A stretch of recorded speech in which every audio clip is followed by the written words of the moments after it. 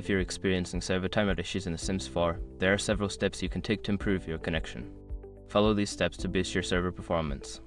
Step 1. Check your internet connection. Ensure that your internet connection is stable and fast enough for online gaming. You can run a speed test to check your download and upload speeds. If your connection is slow, consider resetting your router or contacting your internet service provider. Step 2. Close background applications. Close any unnecessary applications running in the background that may be using your internet bandwidth. This includes streaming services, downloads, and other online applications.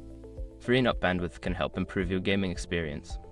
Step 3. Change DNS settings. Switching to a faster DNS server can help reduce latency. You can change your DNS settings to use public DNS servers like Google DNS 8.8, 8.8, and 8.8, 4.4 or Cloudflare DNS 1.1, 1.1. This can often lead to improved server response times.